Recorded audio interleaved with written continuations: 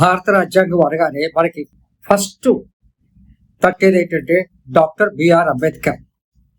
కానీ ఇక్కడ మనం తెలుసుకోవాల్సిన విషయం ఏంటంటే ఇక్కడ రాజ్యాంగం తయారు చేయడం కోసం రాజ్యాంగ పరిషత్ ఏర్పడిందని సంగతి కూడా మనకు తెలుసు. ఈ రాజ్యాంగ పరిషత్తు ఏర్పడటంలో మొట్టమొదట ఇటువంటి రాజ్యాంగ పరిషత్తు ఉండాలి రాజ్యాంగం రాసుకోవడానికి అని చెప్పి ఫస్ట్ ప్రపోజల్ పెట్టింది ఒక కమ్యూనిస్ట్ నాయకుడు M N Roy, long back before the constitution was started.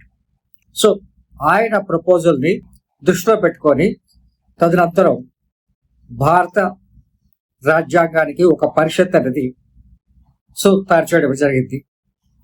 కానీ మనకి భారత రాజ్యాంగం అనేసరికల్లా ఇది పొలిటికల్ సైన్స్ అటు హిస్టరీ అంటే మోడర్న్ ఇండియా, ఆధునిక భారతదేశం అంటే భారతదేశ చరిత్ర చూసుకున్నట్లయితే పోస్ట్ ఇండిపెండెన్స్, ప్రీ ఇండిపెండెన్స్ రెండు మనం తీసుకోవచ్చు.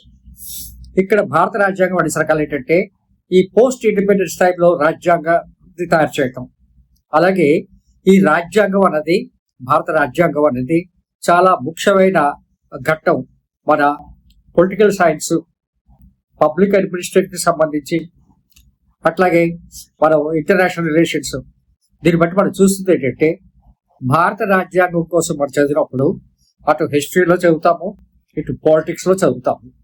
మన దైనందిన జీవితంలో చాలా విషయాల్లో కూడా అంటే కరెంట్ అఫైర్స్ లో కూడా మనం ఈ సబ్జెక్ట్ చదువుతాం.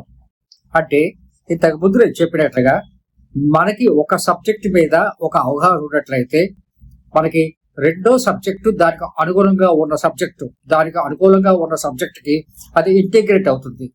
What we call this one the change of knowledge, అంటే ట్రాన్స్ఫర్ ఆఫ్ నాలెడ్జ్. అక్కడ నాలెడ్జ్ మనకి ఇక్కడ ఎంతో పనిచేస్తుంది. అక్కడ మనం 80% ఎఫర్ట్ ఆర్ 100% ఎఫర్ట్ పెట్టి చదివినట్లయితే ఇక్కడ ఆల్మోస్ట్ ఒక 30-40% ఎఫర్ట్ లో సబ్జెక్ట్ కంప్లీట్ అయిపోతుంది. కాబట్టి ఇక్కడ మనం ఈ కీలక ఘట్టాలు రాజ్యాంగం తయారు కావడానికి ముందే దీనికి బీజం పడింది.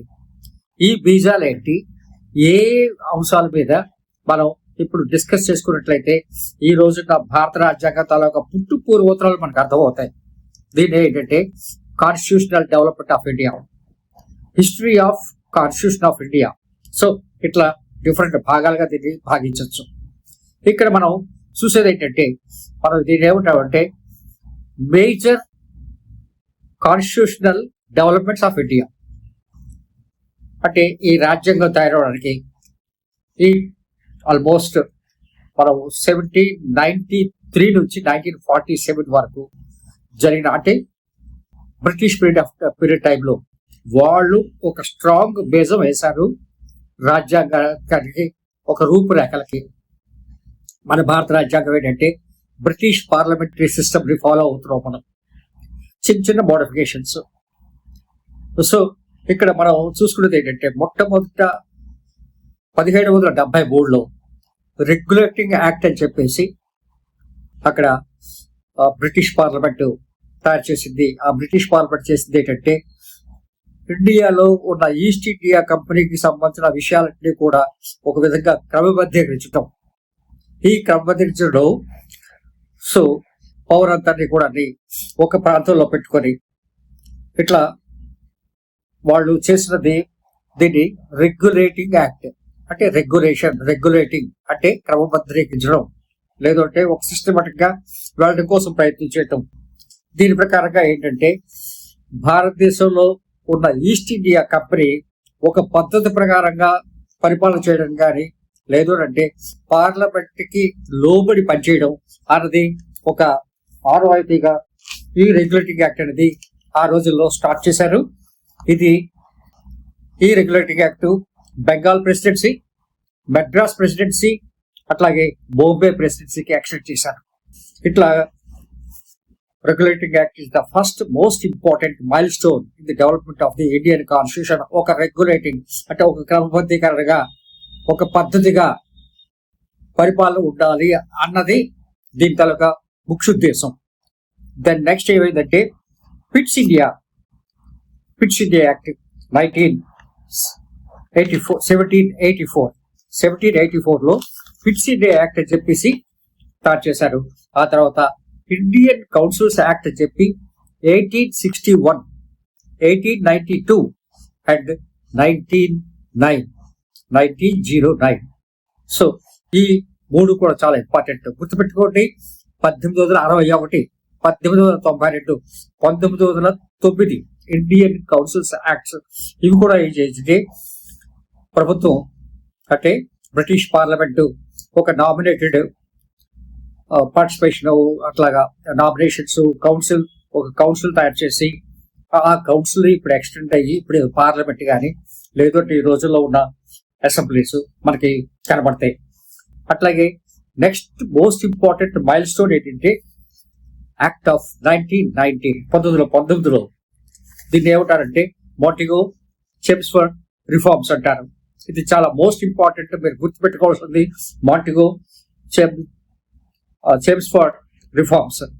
సో ఇవన్నీ కూడా ఏంటంటే ఒక రకంగా ఒక డయార్కీ అంటే ద్వంద్వ ప్రభుత్వం, అంటే ఇద్దరికి సమానమైన ఒక అధికార భాగాలు. అదే ఈరోజు మనకి డివిజన్ ఆఫ్ పవర్స్. ఆ డివిజన్ ఆఫ్ పవర్స్ మనకి కనిపించేది ఏంటంటే భారత రాజ్యాంగం ఏం చేస్తుందంటే ఉన్న పవర్స్ అన్నీ కూడా అటు కేంద్ర ప్రభుత్వానికి ఇటు రాష్ట్ర ప్రభుత్వానికి కొన్ని రకాలుగా చేసింది. అట్లాగే అటు సుప్రీంకోర్టు, ఇటు పార్లమెంట్కి, అటు ఎగ్జిక్యూటివ్కి, అట్లాగే చెక్స్ అండ్ బ్యాలెన్సెస్ ద్వారా పవర్ డిస్ట్రిబ్యూషన్ చేసింది. ఇట్లా మనకి ఇవన్నీ చాలా మోస్ట్ ఇంపార్టెంట్ మనకు కనిపించేది. అట్లాగే 1885 మోస్ట్ ఇంపార్టెంట్ ఏంటంటే 1885 బ్రిటిష్ వాళ్ళు ఏం చేశారంటే రూల్ ఆఫ్ లా అంటే from the prime minister to the constable all are equal before law అని చెప్పి రూల్ ఆఫ్ లా అన్నది బ్రిటిష్ వాళ్ళు ఇంప్లిమెంట్ చేశారు. ఇప్పటికీ కూడా మనం ఏం మాట్లాడుకుంటున్నాం అంటే all are equal before law అని మనం మాట్లాడుకుంటాం. So rule of law is most important. ఇది 1885 మన భారతదేశానికి కూడా వర్తింపు చేశారు. చిన్న మినహాయింపులు మాత్రం ఉన్నాయి. సో ఇట్లా మనం చూసినట్లయితే ఎన్నో రకాల మార్పులతోని, ఎన్నో రకాల పరిణామాలతోని మన భారత రాజ్యాంగానికి ఆ రోజుల్లోనే బేస్ వేశారు. అన్నిటికంటే ముఖ్యమైనది ఏంటంటే government of India act of 1935. Government of India act of 1935. ఈ 1935 యాక్ట్ ఏంటంటే అసలు యాక్చువల్ గా ఇండియన్ కాన్స్టిట్యూషన్ కానీ లేదు అంటే ఇప్పుడున్న many of the governmental machineries, for example state bank, లేదు అంటే ఆర్బిఐ, లేదు అంటే పార్లమెంటరీ సిస్టమ్, అంటే 2 హౌసెస్ ఆఫ్ ది పార్లమెంట్ లాగా ఇట్లా చాలా విషయాలకి ఈ 1935 యాక్ట్ అంటే మనం సివిల్ సర్వీసెస్ కోసం కూడా కొంతవరకు చెప్పుకోవచ్చు ఇంకో రూపంలో.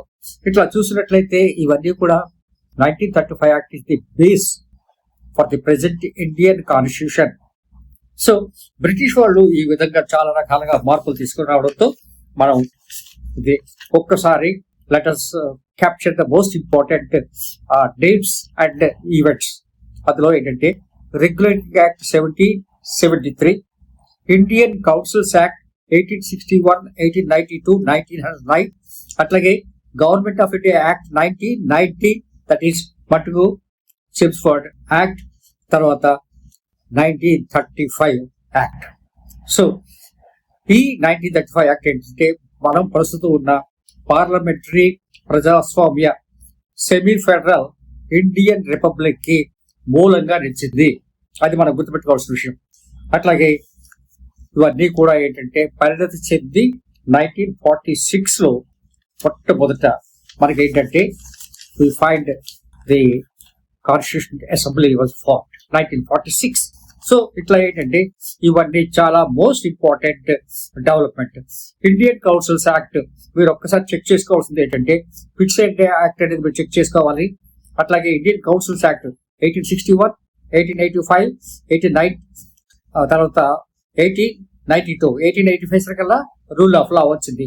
1892, 1909, 1909, 1990, 1935 and at last it's all shaped in to the 1946 Indian constituent assembly. ఈ విధంగా మనం చూసినట్లయితే భారత రాజ్యాంగ తాలూకా పరిణతి కీలక ఘట్టాలు వీటి మీద ఆధారపడి ఈ రోజు మన భారత రాజ్యాంగం.